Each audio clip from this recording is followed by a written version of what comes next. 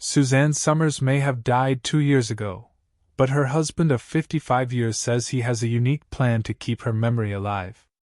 Alan Hamel told People magazine that he's been working on an artificial intelligence clone of his late wife.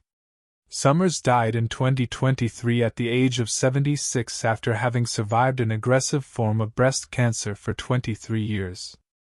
Obviously, Suzanne was greatly loved, not only by her family, but by millions of people, Hamel told the publication. One of the projects that we have coming up is a really interesting project, the Suzanne AI twin. He said he and Somers had conversations about it back in the 1980s, once they learned about the concept from computer scientist and writer Ray Kurzweil. We have been friends with Ray Kurzweil. Bill Gates described Ray Kurzweil as the smartest man on the planet, which he is, Hamel said. And he became our friend 30-some years ago, and we talked about this. We knew it was coming. It took decades to happen, but he knew it was going to happen, and he shared that information with us. Hamel added. So it was Suzanne's idea. And she said, I think we should do that.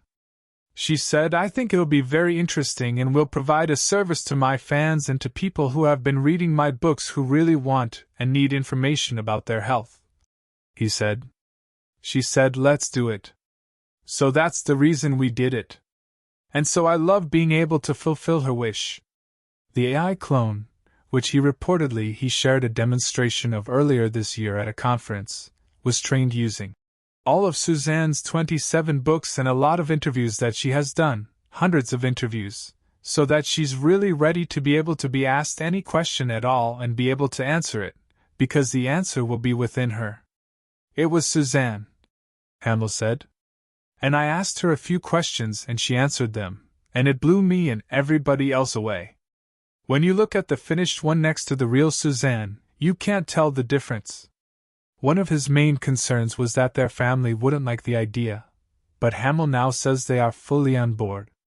We've talked about it a lot. And they said we're going to get to the point where it's not going to seem weird, and it'll just be another way to communicate with people we cared about, he said. I'm glad to hear that from my family because I wasn't sure how they would take it, but they're all young and very successful, and they thought this would be a great tribute to Suzanne herself.